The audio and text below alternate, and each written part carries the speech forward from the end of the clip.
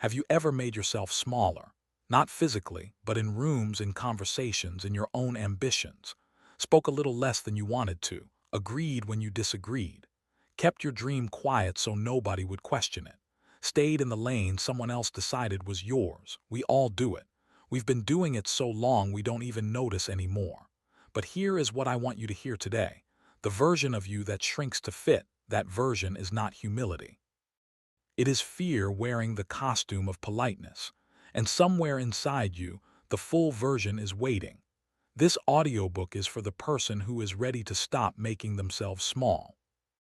Chapter 1. The Art of Making Yourself Small. Hassan had a habit so deeply ingrained, he didn't know it existed until someone pointed it out to him. He was 29, working as an architect at a firm in Lahore, and he was good at his work genuinely, technically gifted.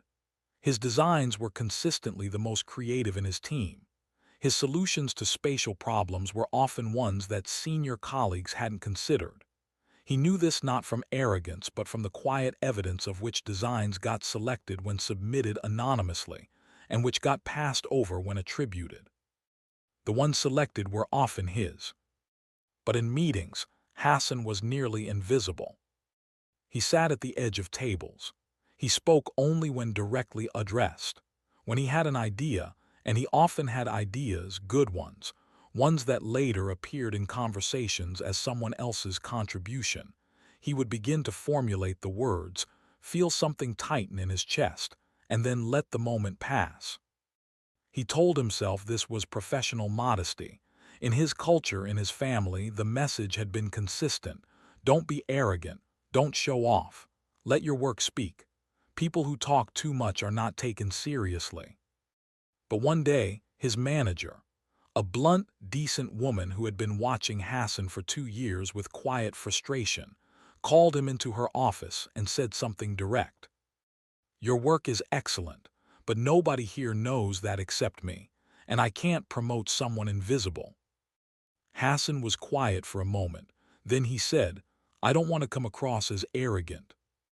His manager looked at him for a long moment. There is a very wide space, she said, between arrogant and invisible, and you are living at one extreme. Hassan thought about that for weeks. Chapter 2. Where Smallness Comes From.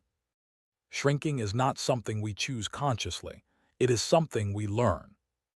We learn it early, in families where big feelings were discouraged, where speaking up had unpredictable consequences, where the message was clear even if never spoken. Don't take up too much space. We learn it from cultures and communities that conflate humility with silence, that treat visibility as vanity, that reward those who stay small and punish, sometimes brutally, those who dare to be seen. We learn it from specific experiences, moments of humiliation that taught us, with precision, that being visible leads to pain. The idea mocked in front of classmates, the ambition dismissed at a family dinner, the time you said something proud and were immediately cut down. These experiences create a protective response, a flinching, a learned anticipation of danger that causes us to preemptively shrink before the world can shrink us. And the tragedy, because it is a tragedy, is that this protection mechanism, which once served a real purpose, does not turn off when the threat is gone. It runs as a background program, constant, invisible, shaping every interaction. Even when the room is safe, even when the people are kind, even when the opportunity is real and the moment is right. We shrink anyway, because the habit is older than the awareness. Chapter 3. The Cost of the Small Life. Let's be honest about what it costs. It costs you opportunities, the promotion that goes to someone less qualified but more visible, the collaboration that never happens because you never let anyone see what you could bring, the project that falls short because you didn't say the thing you knew needed to be said. It costs you relationships, because when you don't show your real self, your actual opinions, your genuine reactions, your true values, the people in your life are relating to a version of you that is a partial portrait. And partial portraits cannot be deeply loved, because depth requires knowing the whole. It costs you your own sense of self. This is the quietest and most serious cost. When you habitually shrink, when you filter your expression, contain your ambition, mute your voice, you begin to lose touch with what your unfiltered self is even like. The suppression becomes the identity, and you can spend years trying to recover the person underneath. Most painfully, it costs you the contribution only you can make. Your specific perspective, shaped by your specific life and mind and experience, that perspective has value in the world. Not theoretical value, real value.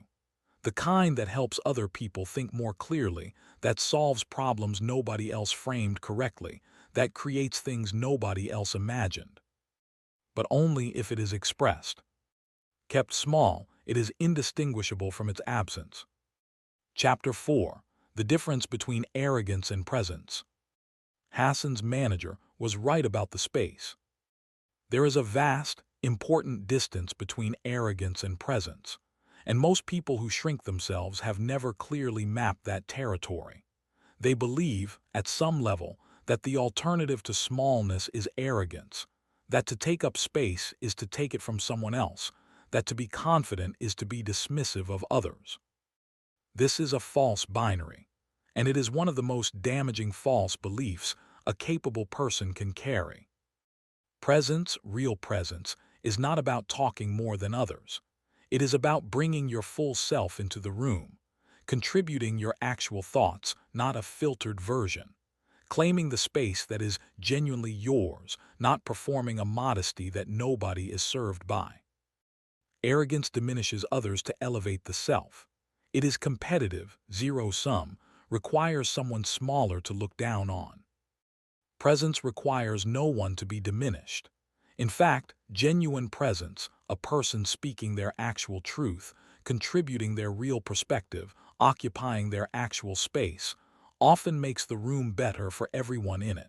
It raises the quality of the conversation. It invites others to do the same. When you shrink, you are not being generous to the people around you. You are denying them your real contribution. You are withholding. And the world already has enough of what it doesn't need. What it always needs more of is the specific thing only you can bring. Chapter 5. The First Expansion. Hassan's first act of expansion was the smallest possible thing. In the next team meeting, the one where he would normally have stayed quiet, he decided he would say one thing, one idea he had been holding. Not a speech, not a performance, one sentence. The topic was a commercial building the firm was pitching. There was a debate about the lobby design. Two approaches were on the table. Both were fine. Hassan had a third approach. He'd thought of it on his commute. He'd been carrying it since morning, turning it over, checking it, confirming to himself that it was sound. When there was a pause in the conversation, he said it. 6 words of setup, 2 sentences of explanation. The room went quiet for a moment. His manager looked at him, with an expression he hadn't seen directed at him before in a meeting context. The senior partner asked him to explain further. He did. 15 minutes later, his approach was the one they were pursuing. Nothing about the quality of his thinking had changed. He was exactly as capable as he had always been. The only thing that changed was the decision to let the room see it. He drove home that evening feeling something he hadn't felt in years, something that was not pride in the conventional sense, not ego, not "I was right." Just a clean, uncomplicated sense of having been present, of having fully occupied the space he was in, of having contributed the thing only he could contribute. It felt, and there is no better word for this, like freedom. Chapter 6. How to Stop Shrinking. The expansion happens in small choices, made repeatedly, until they become a new habit. Notice when you're about to shrink, the tight feeling in the chest before speaking, the moment of reaching for words and then pulling back. That moment is the decision point, and the decision is available to you in a way it often doesn't feel like it is. Ask yourself, if I were not afraid, what would I say right now? Then say that. Not every time, not all at once, but more times than you used to, one more time this week than last week. That is the whole practice. Protect your ambitions from other people's smallness. Not every person in your life is equipped to hold your biggest version of yourself. Some people, through no fault of their own, because of their own fears and their own ceilings, will feel uncomfortable with your expansion. They will reach for reasons it won't work, for reminders of past failures, for the language of limitation. Choose carefully who you share your expanding self with. Not everyone gets to see the roots while they're still growing. And finally, recognize that shrinking is not humility. True humility is not thinking less of yourself. It is thinking of yourself accurately. It is knowing your real value clearly, honestly, without inflation or deflation, and being able to act from that accuracy without apology. You are allowed to be what you actually are. The world needs you to be. Epilogue. In every room you enter today, you bring something that nobody else in that room has. Your specific way of seeing, your specific way of thinking, the product of your specific life, your specific mind, every experience that has made you the person who walked through that door. Nobody is asking you to perform. Nobody needs the inflated version. But the world does need the real one. Stop shrinking. Not because you're better than anyone, but because you are exactly and specifically and irreplaceably yourself. And that self, your full self, has never once been too much for the room. It has only ever been withheld from it. Let it in.